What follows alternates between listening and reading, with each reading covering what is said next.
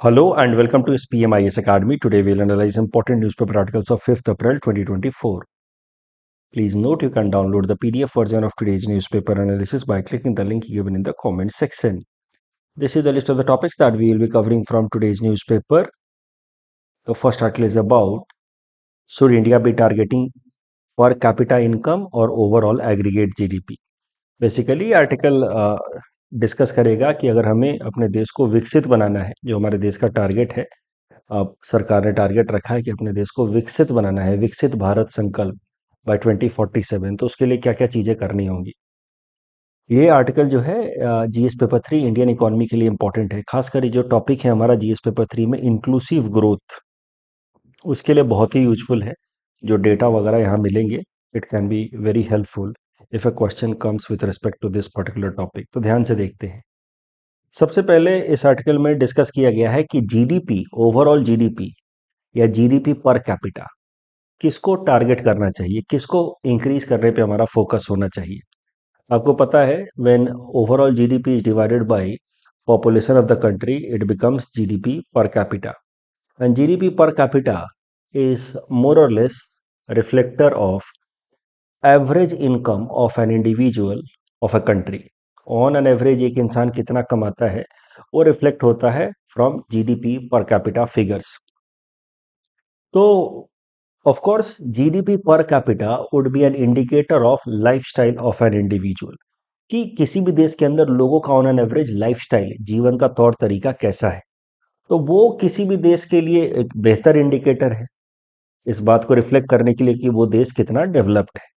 For example अगर भारत की बात की जाए तो हमारा देश भारत दुनिया का 5वां सबसे बड़ा इकोनॉमी है ऑन एक्सचेंज रेट बेसिस, और अगर पीपीपी बेसिस पे बात की जाए, परचेजिंग पावर पैरिटी बेसिस पे, तो हमारा देश भारत दुनिया का तीसरा सबसे बड़ा इकोनॉमी है। पहले नंबर पे है चाइना पीपीपी बेसिस में, फिर है यूएस और तीसरे नंबर पे इंडिया। लेकिन वहीं अगर हम अब अपने ओवरऑल जीडीपी को डिवाइड कर दें अपने पॉपुलेशन से और जीडीपी पर कैपिटा की बात करें, तो हमारा जीडीपी पर कैपिटा काफ़ी कम है, it's very low, significantly low. You see there is a comparison of India's GDP per capita with respect to other G20 countries, ये बाकी के G20 कंट्रीज हैं। आप देखिए भारत के बाद तो दूसरे नंबर पे जो सबसे कम जीडीपी पर कैपिटा वाला देश है G20 में, वो है इंडोनेशिया, और भारत का लगभग जीडीपी पर कैपिटा है $2600 पर एनम। तो ये हमारा GDP per capita on an average एक इंसान एक साल में इतना कमाता है। और जो दूसरे नंबर पे है इंडोनेशिया, उसका हमसे लगभग 2 गुना ज़्यादा है जीडीपी पर कैपिटा। बाकी सारे देशों का आप देखिए, टर्की 4 गुना ज़्यादा, आप ऑस्ट्रेलिया तो अब क्या ही कहना, about 30 times bigger. So GDP per capita US you see 80,000 per $80,000 per annum. The point is कि our GDP per capita is considerably lower than other G20 countries, and this is an indicator of on an average lifestyle of an average individual। अगर individual level पे बात की जाए तो हम लोग काफ़ी पीछे हैं। देखिए कंट्री एज द होल बात की जाए तो उसको रिफ्लेक्ट करता है जीडीपी, बट ये तो वही बात हो गई ना कि 140 करोड़ लोग मिल करके जो प्रोड्यूस कर रहे हैं वो थोड़ा ज़्यादा तो होगा ही, क्योंकि हमारे देश की जनसंख्या ज़्यादा है। बट इसका मतलब ये नहीं कि हम वाकई तौर पे अमीर हैं at individual level, because we are 140 crore, तो हम लोग जो प्रोड्यूस कर रहे हैं वो 140 करोड़ में डिवाइड भी तो होगा। तो इस कारण से जो सबसे पहली बात बोली गई इस आर्टिकल में, जो ऑब्वियस भी है, कि GDP per capita should be the real indicator and India should be targeting GDP per capita increase करने पे, ना कि एग्रीगेट जीडीपी। ऐसा नहीं है कि ओवरऑल एग्रीगेट जीडीपी का कोई महत्व नहीं है। एग्रीगेट जीडीपी या ओवरऑल जीडीपी का महत्व है, उसका सबसे बेहतर इंपॉर्टेंस दिखता है ओवरऑल जियोपॉलिटिकल स्ट्रेंथ में। किसी भी देश का क्या स्ट्रेंथ है इंटरनेशनल फोरम्स में, उसमें ओवरऑल जीडीपी काफ़ी इंपॉर्टेंट रोल प्ले करता है। क्योंकि हमारा देश का जीडीपी ज़्यादा है, इसका मतलब हम दुनिया भर के बाकी देशों के साथ ट्रेड भी ज़्यादा कर रहे हैं। हमारी देश की जनसंख्या सबसे ज़्यादा है, तो इस कारण से दुनिया भर के बाकी देश वो चाहेंगे कि हमारे देश के साथ ज़्यादा से ज़्यादा ट्रेड करें, क्योंकि उनके देशों के कंपनियों के लिए हमारे देश में अपॉर्चुनिटीज खुलेंगे। तो that makes India a heavy weight country in international forums, क्योंकि हम लोग 140 करोड़ लोग हैं। और यही कारण है कि अमेरिका हमें कई दफा थ्रेटन किया उसने कि टाटसा लॉ के अंतर्गत वो हमारे ऊपर सैंक्शंस लगा देगा। बट टाटसा लॉ आपको पता है, काउंटरीज America's adversaries, countering America's adversaries through sanctions. That is the full form of CAATSA. So, as per this CAATSA law of the US, any country who engages into trade with the three countries, Iran, Russia and North Korea, उसके ऊपर US sanctions लगाएगा। But India ने S-400 ट्राइम्स missile रसिया के साथ खरीदा, उसके बाद भी यूएस सैंक्शन नहीं लगा पाया हमारे ऊपर, because we are a large economy. तो यहाँ पे ओवरऑल इकोनॉमी या ओवरऑल पॉपुलेशन काफ़ी महत्व रखता है जियो पॉलिटिकल स्ट्रेंथ को रिफ्लेक्ट करने में। बट अदरवाइज अगर इकोनॉमिक स्टेटस की बात की जाए, ऑन एन एवरेज लोगों के लाइफस्टाइल की बात की जाए, तो it is of course GDP per capita which is better indicator. तो भारत का जनसंख्या ज़्यादा है, इसी कारण से जीडीपी ज़्यादा होने के बावजूद भी जीडीपी पर कैपिटा काफ़ी कम है। And this explains the phenomena जिसका नाम है poverty paradox of Indian economy. Paradox क्या होता है? Seemingly divergent ideas which are simultaneously true, उसको हम लोग कहते हैं पैराडॉक्स। ऐसी बातें जो वैसे तो कॉन्ट्राडिक्टरी लगे बट फिर भी सही हैं एक साथ। और ये भारत की इकोनॉमी का पोवर्टी पैराडॉक्स कहा जाता है कि एक तरफ दुनिया की हम पांचवी सबसे बड़ी इकोनॉमी है, बहुत जल्दी हम तीसरी सबसे बड़ी इकोनॉमी बनने वाले हैं 2028 तक, अगर करंट ट्रैजेक्टरी को हम फॉलो करते रहें तो भी। By 2028 we will be world's third largest economy. और दूसरी तरफ दुनिया के सबसे ज़्यादा पुअर लोग हमारे देश के अंदर हैं। For example global multi dimensional poverty index reach by UNDP, उसके हिसाब से 230 million people are multi dimensionally poor in India. दुनिया के सबसे ज़्यादा मल्टी डायमेंशनली पुअर लोगों की संख्या भारत में है। और दूसरे नंबर पे है, अब देखिए, नाइजीरिया, जो 97 मिलियन पुअर्स के साथ है। तो मुद्दा यह है कि दूसरे नंबर वाला जो देश है वो हमसे काफ़ी पीछे है। So about 230 million people in India were found to be multi dimensionally poor. तो एक तरफ दुनिया की तीसरी सबसे बड़ी इकोनॉमी पीपीपी बेसिस में, और दूसरे तरफ दुनिया के सबसे ज़्यादा गरीब। ये हो गया poverty paradox, seemingly contradictory ideas which seems one of the two seems to be wrong, both of them cannot be simultaneously true। ऐसे आइडियाज को कहा जाता है पैराडॉक्स। और भारत के केस में ये पैराडॉक्स जो है वो ट्रू है, दोनों के दोनों कंडीशंस एक साथ ट्रू हैं। और उसके पीछे बड़ा कारण है कि हमारा जीडीपी ज़्यादा है पर जनसंख्या भी ज़्यादा है, इस कारण से जीडीपी पर कैपिटा काफ़ी कम है। और एक तरफ हमारे देश में ओवरऑल ज़्यादा जीडीपी होने के बावजूद भी पोवर्टी काफ़ी हाई है। और global multi dimensional poverty index में about 230 million people are found to be multi dimensionally poor. तो main factors behind this poverty paradox, पहला है ह्यूज पॉपुलेशन ऑफ इंडिया, इस कारण से despite having largest economy large GDP per capita remains low. और दूसरा है इनइक्वालिटी। एक तो अब ओवरऑल जनसंख्या ज़्यादा होने के कारण जीडीपी ज़्यादा है, दूसरा कुछ लोग मिल करके, few rich people are contributing disproportionately high amount to the economy. बाकी कई सारे गरीब लोग बैकवर्ड हैं and they are living a very laggard life. तो इस कारण से ओवरऑल देश में गरीबी ज़्यादा है। अब इनइक्वालिटी को लेकर के एक डेटा मैं ऑलरेडी रटा चुका हूँ। स्टूडेंट्स प्लीज़ ध्यान रखिए, इस बार जो मेंस की तैयारी कर रहे हैं, जो मेंस देने वाले हैं, 20 मार्च 2024 से, यानी कि इस साल आपका 18 को प्रीलिम्स हुआ है, 20 तारीख से मैंने full fledged mains oriented newspaper analysis शुरू कर दिया है। तो जो भी मैं डेटा दे रहा हूं 20 मार्च से, उनको आपको याद रखते जाना है। These data facts are going to be important in making your answers better than others.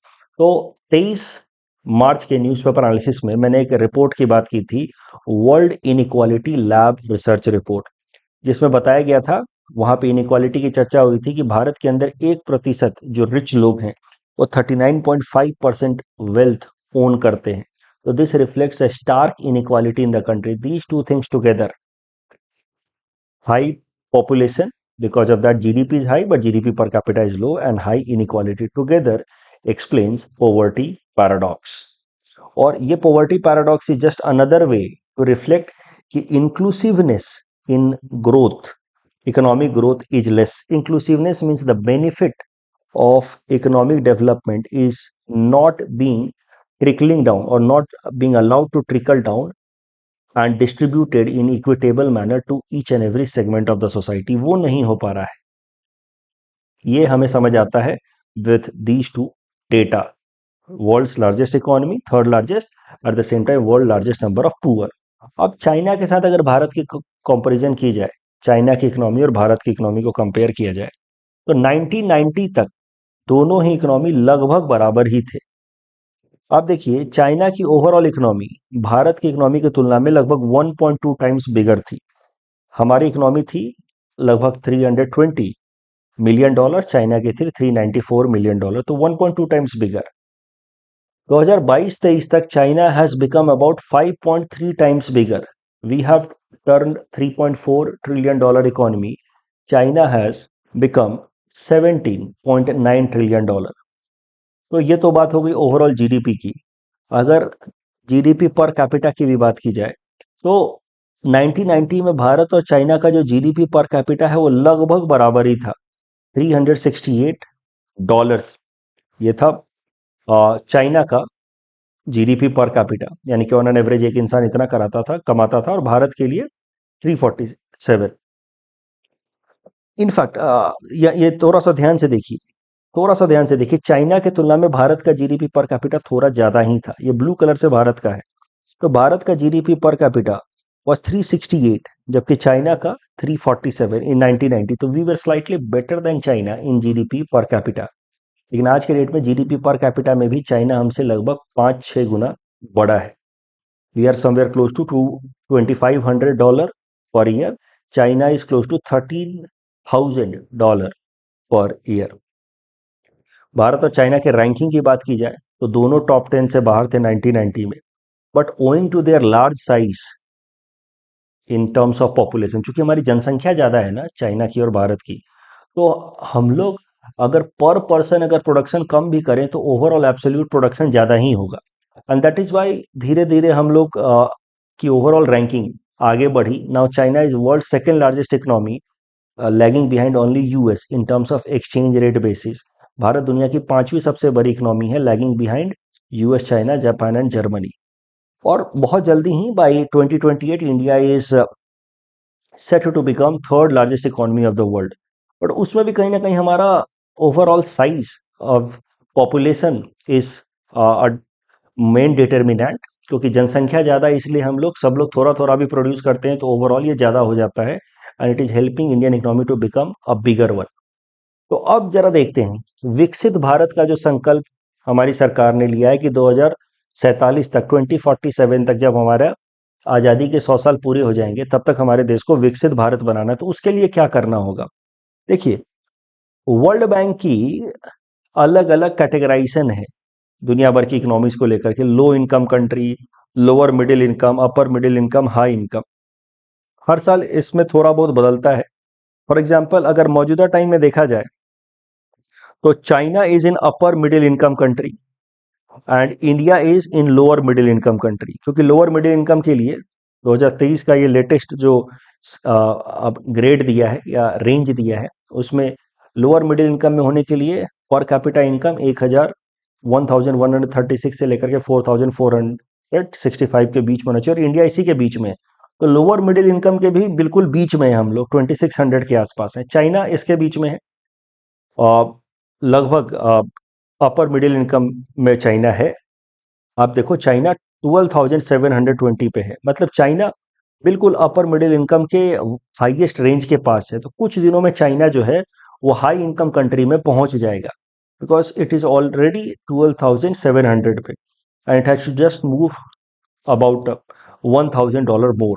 वहीं अगर भारत की बात की जाए तो अभी हम लोग विकसित मतलब हाई इनकम कंट्री बनने के लिए हमें लंबा रास्ता तय करना है। Right now we are close to $2,600 per year, and we have to increase our overall income per annum higher than 13,846 in order to be called a developed country and विकसित Bharat. so this is the target that we have to keep in mind। जो data आपको ध्यान में रखना है इस पूरे discussion के मदद से, थर्ड लार्जेस्ट पीपीपी बेसिस पे, fifth largest exchange rate basis पे, ये आपको पता होगा ही। आपको याद रखना है $2,600 पर एनम हमारा जीडीपी पर कैपिटा है, जो बहुत कम है with respect to other G20 countries. Overall GDP का महत्व मेनली जियो पॉलिटिकल रिलेशंस में दिखता है, but otherwise economic status GDP per capita में दिखता है। और फिर भारत की पॉवर्टी पैराडॉक्स या इकोनॉमी पैराडॉक्स, दुनिया की तीसरी सबसे बड़ी इकोनॉमी होने वाले हैं, साथ ही साथ दुनिया के सबसे बड़े गरीब हैं। ज़्यादा number 230 million people, multi dimensional poor, ये याद रखिएगा। चाइना की तुलना में हम बेहतर थे 1990, by now we are lagging behind by a huge margin. और अगर हमें विकसित भारत बनाना है तो we have to cross this numbers of $13,846 by 2047। इस टॉपिक के बेसिस पे ये मेंस में काफी अच्छा प्रश्न मैंने दिया है। Despite fast paced economic growth, India's indicators of human development remains low. Explain the reason behind seemingly paradoxical phenomena. सबसे पहले आप समझिए, कब बहुत बार ऐसा होगा कि क्वेश्चन में एक स्टेटमेंट दे करके छोड़ा हुआ होगा। This particular first part is not a question itself, ये एक स्टेटमेंट है। तो इसका मतलब ये मत समझिएगा कि ये तो सिर्फ स्टेटमेंट है, इसमें सवाल कहाँ है, इसके बारे में कुछ नहीं लिखना, ऐसा नहीं है। स्टेटमेंट दिया है तो पहले आपको इसको एक पैराग्राफ में जस्टिफाई करना होगा। तो you have to justify this statement first of all कि despite fast paced economic growth, India's indicator of human development remains लो।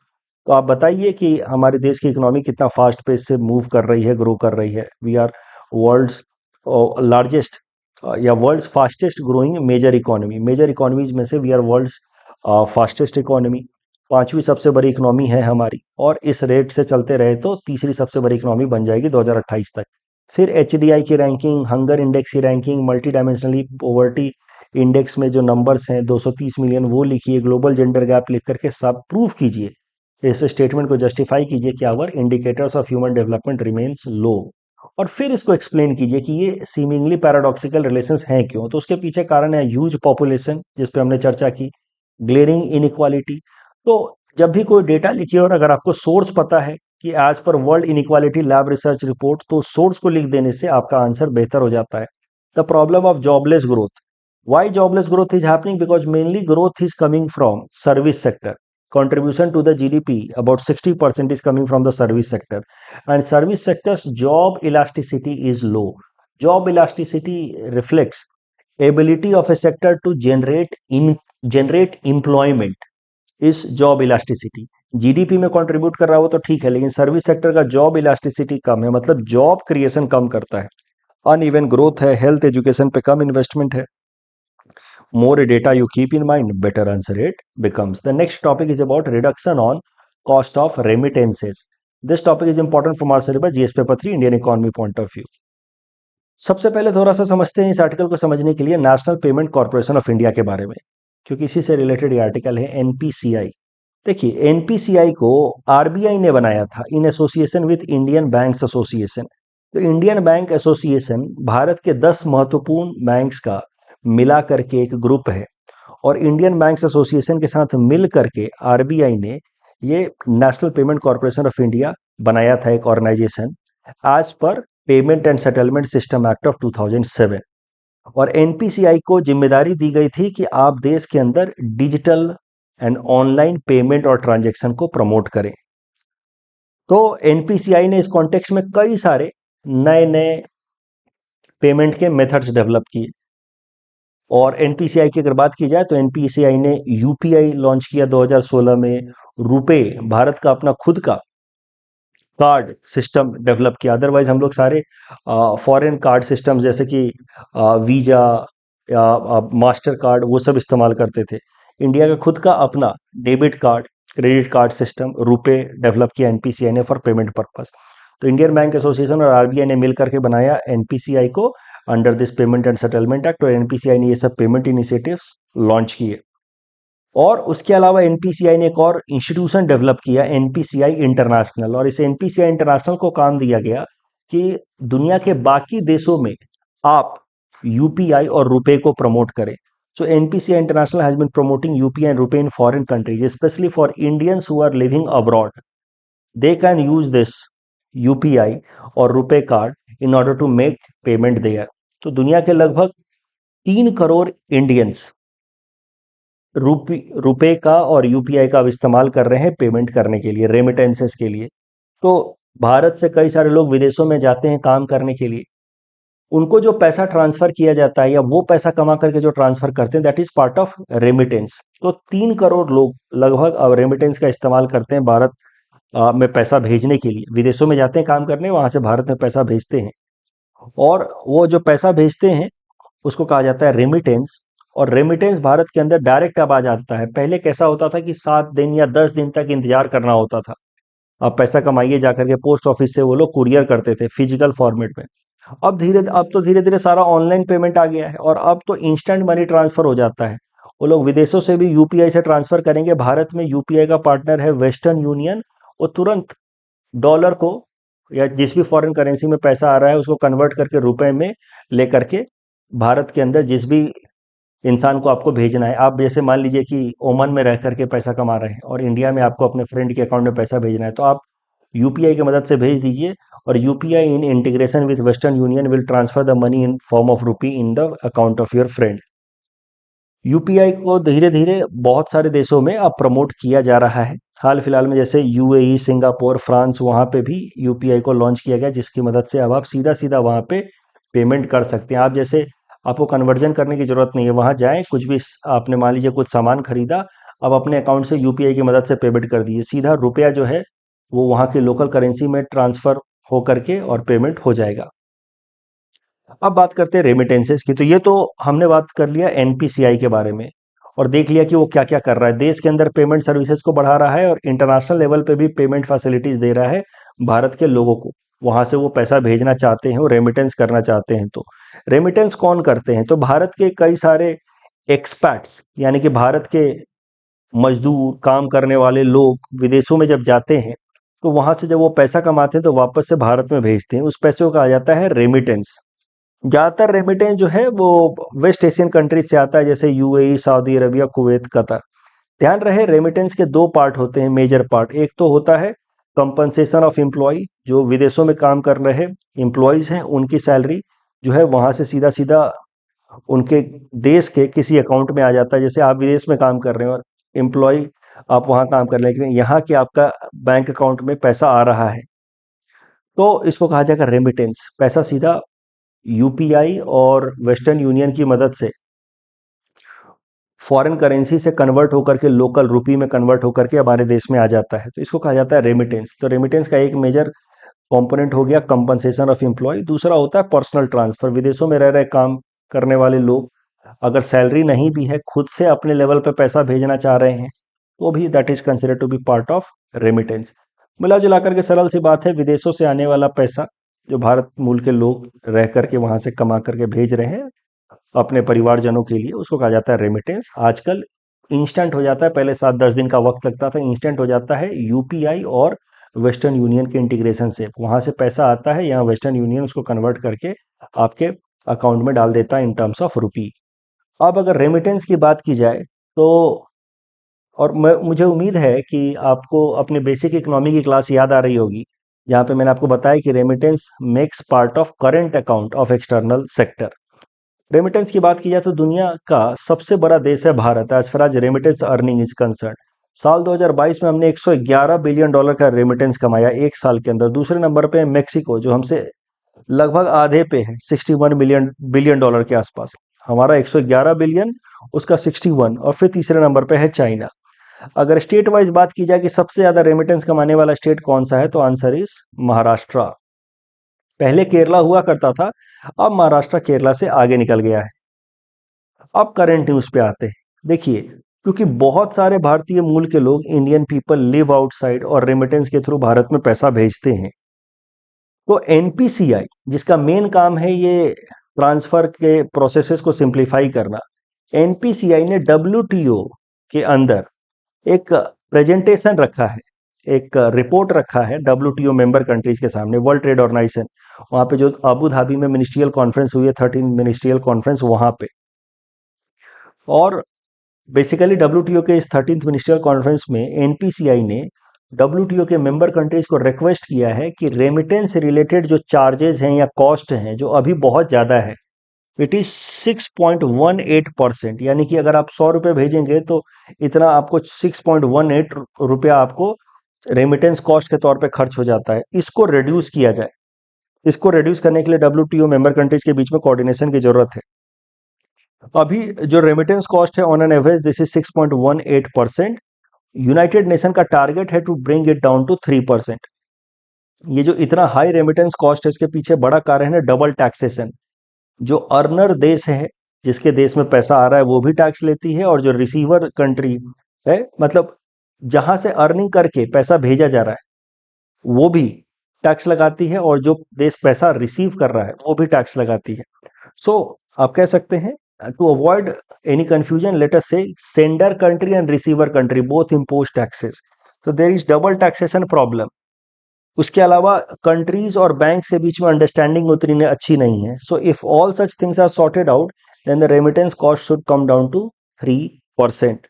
उसके अलावा India is also pressing for adoption of open and interoperable payment system like UPI among the world country through WTO। तो जैसे हमारे देश का UPI है, बाकी देशों का अपना अपना पेमेंट सिस्टम है, सबके बीच में एक इंटीग्रेशन डेवलप किया जाए कि आराम से वो इंटर ऑपरेट कर पाए, ताकि दुनिया भर में किसी भी जगह से कहीं पे भी कोई पैसा भेजना सिंपल हो जाए।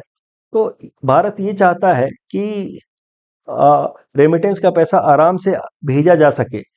रीजन मीन कि दुनिया का सबसे ज्यादा रेमिटेंस कमाने वाला देश हमारा देश ही है। $111 बिलियन हमने लास्ट ईयर कमाया था। इस टॉपिक के बेसिस पे प्रीलिम्स प्रैक्टिस क्वेश्चन हमने आपको दे रखा है। Please attend this question and submit the answer in the comment section. The next article is about earthquake इन असम। कल हमने अर्थक्वेक की बात की, क्या मैकेनिज्म होता है, कैसे होता है, EP centre and focus and all. तो फिर आज असम ट्रिब्यून में, चूंकि ताइवान में अर्थक्वेक आया है, तो असम ट्रिब्यून में असम के अंदर अर्थक्वेक की क्या हिस्ट्री रही है, कैसे क्या चीजें हुई हैं, उससे रिलेटेड ये आर्टिकल आया है। असम के अंदर जब भी अर्थक्वेक पे प्रश्न आ जाए, मान लीजिए एपीएससी मेंस में, तो आपको दो अर्थक्वेक के बारे में जरूर मेंशन करना है। एक तो असम के अंदर जो अर्थक्वेक आया 1897 में, उसका मैग्नीट्यूड बहुत हाई था 8.7, और दूसरा आया 1950 में असम तिब्बत अर्थक्वेक जो आया मैग्नीट्यूड ऑफ 8.5। तो these two high magnitude earthquake के बारे में आपको मेंशन करना है। There caused a lot of casualties as well. तो जो 1897 में अर्थक्वेक आया असम के अंदर, वो मेनली आया because of this Shillong plateau. You see Shillong plateau, आपको मैंने बार बार कहा है ज्योग्राफी के सवालों में मैप जरूर बनाए। तो शिलोंग प्लेटू में एक तरफ है ओल्डहम फॉल्ट और दूसरी तरफ है Dawki fault, and the Indian crust because of convergence, और ये इंडियन क्रस्ट है, ठीक है, ये इंडियन सब कॉन्टिनेंट का क्रस्ट है ये, ठीक है। यहाँ पे लेकिन दो फॉल्ट लाइन है, मतलब बीच में क्रैक्स हैं, और ये इंडियन क्रस्ट आपको पता है कि it is moving in the direction of Eurasian crust. तो Eurasian plate and Indian plate they are converging, और इंडियन प्लेट में यहाँ पे दो क्रैक्स हैं। This cracks are known as Oldham fault and Dauki fault. और इंडियन प्लेट जब Eurasian plate की तरफ मूव कर रहा था, तो इस क्रस्ट के अलोंग फिर मूवमेंट हो गया, इस दो फॉल्ट के अलोंग इंडियन प्लेट के में मूवमेंट हो गया शिलोंग प्लेटू का, and that led to the earthquake of 1897। I just hope I am able to make sense. ये है यूरेशियन प्लेट, ये है इंडियन प्लेट, बीच में इंडियन प्लेट में यहाँ पे दो फॉल्ट लाइन है, Oldham fault and Dauki fault. Because of the convergence there was a movement of Shillong plateau, and that led to earthquake of 1897, one of the deadliest earthquake that Assam has ever witnessed. उसके अलावा 2021 में भी आया था, but fortunately उसमें human casualties कम हुई थी। तो असम के ऊपर अर्थक्वेक पे प्रश्न आ जाए तो ये दोनों अर्थक्वेक आपको मेंशन करना है। अर्थक्वेक जो है, देखिए भारत के अंदर अलग अलग एरियाज को अलग अलग जोन में डिवाइड किया है बीआईएस ने, on the basis of possibility of earthquake in that region या वल्नरेबिलिटी टू अर्थक्वेक। तो zone 2, zone 3, zone 4 and zone 5 में क्लासिफाई किया गया है। तो लीस्ट रिस्क है जोन 2 में, हाईएस्ट रिस्क है जोन 5 में। जोन 1 नहीं है, क्योंकि कोई भी रीजन ऐसा नहीं है जो पूरी तरीके से अर्थक्वेक से वल्नरेबिलिटी से बियॉन्ड हो। मतलब every region in the country is having some amount of risk associated with earthquake. तो मिनिमम रिस्क वाले को बोल दिया गया जोन 2। अगर नो रिस्क होता तो उसको बोल देते जोन 1, लेकिन ऐसा कोई भी जोन नहीं है हमारे देश में। और हाईएस्ट रिस्क वाले को नाम दिया गया है जोन 5। और अपना आसाम जो है, इनफैक्ट पूरा का पूरा north east, it falls in zone 5 of earthquake zones in India segregated as per BIS directions। तो हम लोग जोन 5 में आते हैं, और जोन 5 में आने के पीछे बड़ा कारण है कि हम लोग जहां लाई करते हैं, हमारा जो ज्योग्राफी है, it is on the margin of Eurasian plate and Indian plate, and these two plates are converging. Because of this convergence, only the fold mountains of Himalaya has been created, and because of this convergence frequently यहाँ पे earthquakes आते रहते हैं। आपको असम में तो earthquake से झटके देखने को मिलते ही हैं हर कुछ दिनों पे। उसके पीछे बड़ा कारण यही है कि यूरेशियन प्लेट और इंडियन प्लेट का कन्वर्जेंस। असम के अंदर वल्नरेबिलिटी ड्यू टू अर्थक्वेक को रिड्यूस करने के लिए क्या क्या किया जा सकता है? तो बिल्डिंग कोड्स को और स्टैंडर्डाइज किया जाए और इसको इन्फोर्स किया जाए। जरूरी है कि अगर कोई भी बिल्डर पुअर डिजाइन के, देखिए जो 2021 में जो अर्थक्वेक आया, आप लिख सकते हैं, सब अखबारों के आर्टिकल से आइडियाज निकाले हुए हैं, यहीं से आप ये सब आंसर राइटिंग में भी इस्तेमाल कर सकते हैं कि 2021 में जो अर्थक्वेक आया, उस अर्थक्वेक के दौरान जिन जिन बिल्डिंग्स में क्रैक्स पड़े, डैमेज हुआ, उन बिल्डिंग के बिल्डर्स को नोटिस भेजा जाए कि आपने कहीं ना कहीं डिजाइन पुअर किया है। उन बिल्डिंग्स के तमाम जो मटेरियल्स हैं उनकी इन्वेस्टिगेशन हो, और अगर खराब मटेरियल है या पुअर स्ट्रक्चर के कारण क्वेक्स में, अर्थक्वेक्स में डैमेजेज हुए हैं, तो इन बिल्डर्स द्वारा बनाए गए बाकी सारे बिल्डिंग्स की भी जांच हो, ताकि फ्यूचर में इस तरह के अर्थक्वेक से होने वाले डिजास्टर को मिटिगेट किया जा सके। उसके अलावा स्टेट डिजास्टर रिस्पॉन्स फंड को इस्तेमाल किया जा सकता है in order to have earthquake impact mitigation. Assam की वल्नरेबिलिटी थोड़ी सी बढ़ जाती है अर्थक्वेक को लेकर के, because of high urban population. हमारे यहाँ पे इंफ्रास्ट्रक्चर इल मेंटेन्ड है, खराब क्वालिटी का है, बिल्डिंग स्टॉक भी लोअर क्वालिटी का है, और अर्बन इंफ्रास्ट्रक्चर हमारा हैप हजार्ड है, constructed without safety standards, max बहुत हाई सेफ्टी स्टैंडर्ड्स नहीं है। इस कारण से असम का जो वल्नरेबिलिटी है, देखिए डिजास्टर होना, हजार्ड होना और उसका कन्वर्ट होना डिजास्टर में, वो काफ़ी हद तक डिपेंड करता है कि आपकी प्रिपरेडनेस कितनी है। तो आसाम के, खासकर गुवाहाटी की प्रिपरेडनेस कम है, इस कारण से डिजास्टर रिलेटेड वल्नरेबिलिटी हमारी ज़्यादा है। कुछ चीज़ें की जा सकती हैं in order to reduce our vulnerability. इस टॉपिक के बेसिस पे मेंस क्वेश्चन मैंने आपको दिया है, इस क्वेश्चन को अटेम्प्ट कीजिए। इसमें एक अच्छा फैक्ट, बाकी सब तो आपको पता ही है, आप लिख सकते हैं। दो तीन फैक्ट जो आपको याद रखने हैं, I have told you so many times, data is important. तो as per again BIS, 56% of India's land is highly vulnerable to earthquake, first of all। फिर कभी भी ज्योग्राफी के प्रश्न हो तो आप मैप जरूर बनाएं, इस तरीके से जरूर बनाएं। एक और डेटा कंक्लूजन में अर्थक्वेक पे आप हमेशा लिख सकते हैं, as per Sendai framework of disaster reduction, every $1 spent on disaster risk reduction helps in gain of $7। अगर आप ₹7 या अगर आप $1 या ₹1 लगाते हैं डिजास्टर रिस्क रिडक्शन में, तो लॉन्ग रन में आपको ₹7 बचाने में या $7 बचाने में मदद करेगा। और भारत के अंदर आने वाले टाइम में अर्थक्वेक्स ज़्यादा आएंगे as per United Nations. That is why India must focus on more and more disaster resilience, disaster reduction infrastructure में इन्वेस्टमेंट हमें करने की जरूरत है। Next topic is about shallow fakes. This topic is at best important from prelims exam point of view. ये सी deep fake तो आप जानते हैं, आर्टिफिशियल इंटेलिजेंस की मदद से कुछ ऐसा वीडियो बनाना, इमेजेस बनाना जो बहुत रियल लगे। अब उसी कॉन्टेक्स्ट में है शैलो फेक। देखिए शैलो फेक में भी कुछ मॉर्फिंग एक्टिविटी की जाती है, मतलब नकली फेक वीडियो या इमेजेस बनाई जाती हैं शैलो फेक्स में, बट इसमें एआई का इस्तेमाल नहीं किया जाता है। Shallow fakes are done by using some basic editing techniques या डिवाइसेस, जैसे कि फोटोशॉपिंग वगैरह करके जो वीडियोस बनाए जाते हैं, इमेजेस बनाए जाते हैं, उनको कहा जाता है शैलो फेक्स। इनको शैलो इसलिए कहते हैं क्योंकि they are lesser in quality, और इनको इजीली आइडेंटिफाई किया जा सकता है कि ये फॉल्स हैं, नकली हैं।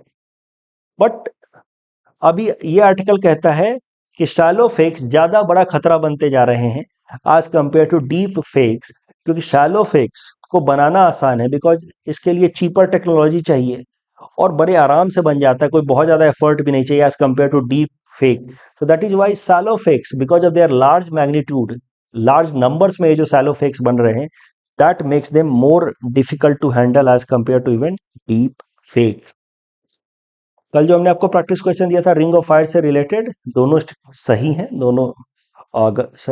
ग्लेशियल लेक आउटबर्स्ट फ्लड से रिलेटेड आप देखो दूसरा स्टेटमेंट कि building a barrier will entirely eliminate the risk of GLOF, ये गलत है। और हाई एल्टीट्यूड में बस इसका इंपैक्ट होगा, लोअर एरियाज में नहीं होगा, ये भी गलत है। So first, second and third statements are wrong, first is correct. That's all from our side for today, thanks for watching.